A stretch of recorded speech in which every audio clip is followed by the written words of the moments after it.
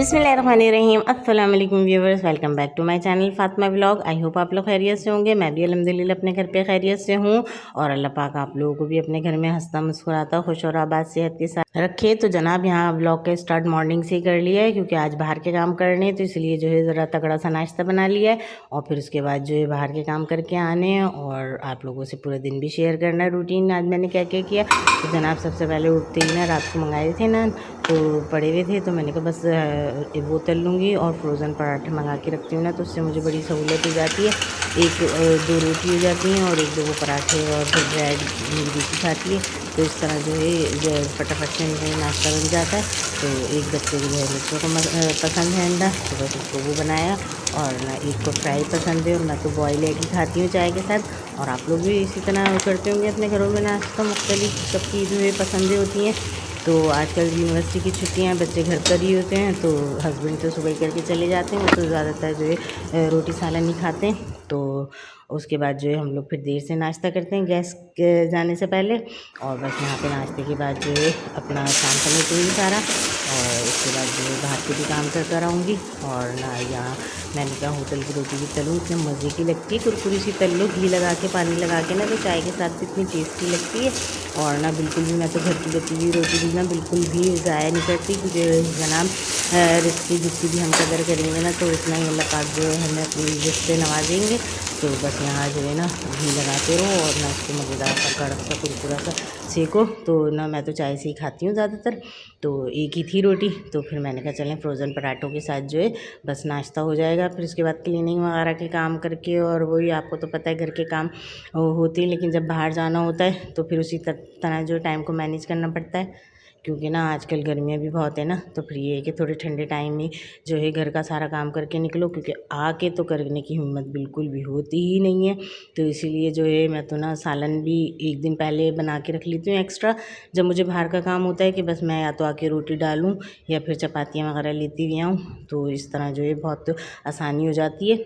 और ना मुझे तो ये फ्रोज़न पराठों से भी बहुत आसानी हो जाती है, तो जब कभी कम होते हैं तो झंझट नहीं होता, और ना मंगाना तो ज़रा मुश्किल हो जाता है, दूर है थोड़ा बाज़ार, तो इसीलिए बस ये 2-3 कर लूँगी, पका लूँगी पराठे, और ना मज़ेदार सा हम तीनों बैठ के नाश्ता करेंगे। और यहाँ इतने में ना बॉयल एग भी हो गए थे और ना बेटी को मैंने स्लाइस दे दिए थे अंडे के साथ, और मैं और मेरा बेटा जो है बस नाश्ते करने के बाद जो है अपने बाहर के काम निपटाएंगे।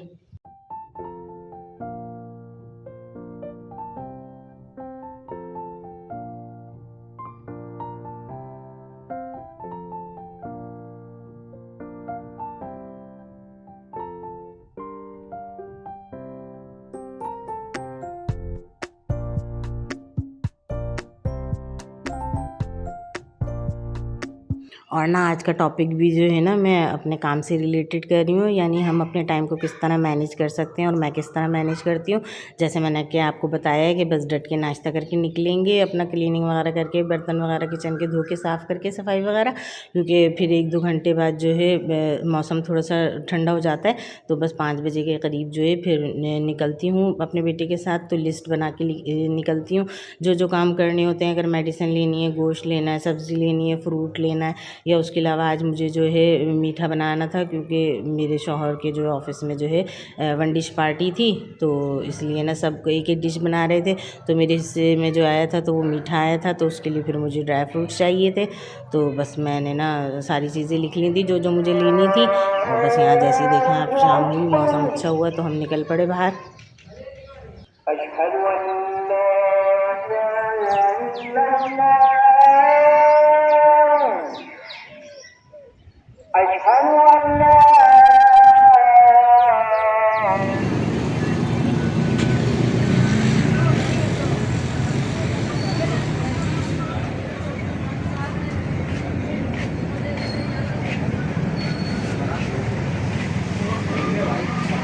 और ना सबसे पहले तो मैंने अपनी मेडिसिन ली, फिर उसके बाद जो ये शॉप पड़ी थी निम्को वगैरह की, क्योंकि ये रिफ़्रेशमेंट का भी सामान ना वक्त से पहले घर में रखा हुआ हो तो बड़ी सहूलत हो जाती है। क्योंकि हमारे घर से मैं बताती हूँ ना अक्सर आपको कि बाज़ार दूर है, मिलना आसान नहीं होता है, तो फिर इसलिए यहाँ ना ये वाली शॉप बहुत अच्छी है। अपनी मर्ज़ी से ना आपको जितनी भी लेनी है, पाव, आधा किलो, आप अपने हिसाब से जो है बिस्किट, निम्को, चिप्स वगैरह जो है ले लें। तो फिर ये दुकान जो है रास्ते में ही पड़ती है, तो इसलिए मैं जो है ना सारा सामान लेती भी जाती हूँ। क्योंकि आजकल आपको पता ही है मैं पेट्रोल कितना महंगा हुआ है, तो बड़ी एहतियात से जो है हर काम करना पड़ता है। यही समझदारी है और यही बेहतरीन टिप है कि आप पहले से लिस्ट बना के ले के चली जाओ कि भाई पहले ये दुकान पड़ेगी तो ये लेना है, फिर वो लेना है। तो इस तरह जो है बड़ा काम हमारा जो है आसान हो जाता है। और बेटी के साथ बाइक पे हो तो उसको मैं तो 10 जगह रोक भी लेती हूँ, वरना फिर यही काम हम ऑटो में करें ना तो वो रिक्शे वाले तो हर जगह रुकने के पैसे लेते हैं।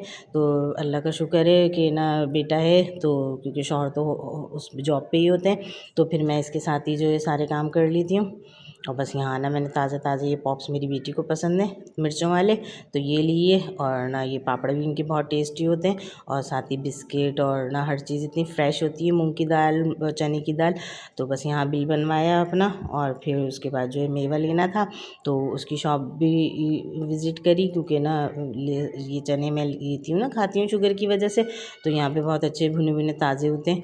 तो बस अपने चीज़ें ली, खजूरें भी खाती हूँ मैं, जब जैसे बहुत ज़्यादा मीठे की क्रेविंग होती है तो लेके रखती हूँ चने भी, और साथ ही इसके जो किशमिश और इलायची दाने भी डलवा लेती हूँ मिक्स करके, और ना खजूर भी रखती हूँ। लेकिन अभी तो ना मुझे वहाँ मीठा बनाने के लिए सामान चाहिए था, तो बस थोड़ी थोड़ी सी, क्योंकि बहुत एक्सपेंसिव होता है ये सामान, काजू तो बहुत ही महंगे थे।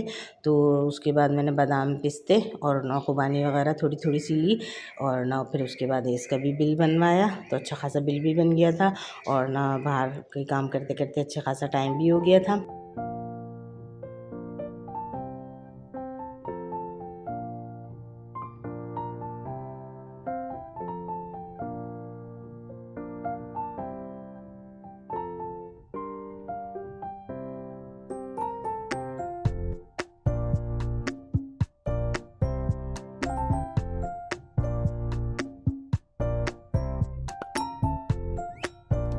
और जो ना जब बाहर निकलती हूँ तो फिर बेटा भी साथ होता है, तो और बेटी घर पर होती है तो उन लोगों के लिए कुछ ना कुछ लेकर भी जाती हूँ। तो बस एक रेस्टोरेंट में जो है वो मैंने ऑर्डर दे दी थी 2 डील्स का, और इतने में मैं अपना काम निपटा रही थी। मैंने कहा जब तक डील रेडी होगी बैठ के खाएंगे, तो उसमें भी अच्छा खासा जो है हमें टाइम लग जाएगा। और ना जनाब आज मैं आप लोगों को एक वाक़या बताती हूँ जो कि ना बहुत इमोशनल भी है, और आप लोगों को भी यकीनन उससे कुछ ना कुछ सीखने को मिलेगा। तो इस तरह है कि ना मेरी एक फ्रेंड हैं, कराची में होती हैं, तो बहन बनी हुई है मेरी। तो ना उन्होंने अपने शौहर को जो है भेजा बाहर, जैसे भेजते नहीं काम वगैरह के लिए। तो जब वो गए तो एजेंट ने ना उनको वहाँ जाके अगवा कर लिया। तो इतने उन लोगों पे वो टाइम परेशानी का था, और जब वो मुझे बता रही थी ना तो मुझे उनके तवक्कल, सब्र और उस पर इतनी हैरत हो रही थी। और ना मैं भी दिल में यही दुआ कर रही थी कि अल्लाह पाक जो है किसी पे भी कभी भी कोई परेशानी या मुसीबत आए तो उसको ऐसे ही सब्र और इस्तिक़ामत अता फ़रमाए। तो ना फिर वो 12 से 13 दिन जो है वो लगे उनको इस प्रोसेस में, यानी उन्होंने अगवा बराए तावान भी मांगा। गरीब से लोग हैं वो, कोई इतने ज़्यादा पैसे वाले थे भी नहीं, लेकिन ये है कि जान से ज़्यादा तो कुछ भी नहीं होता।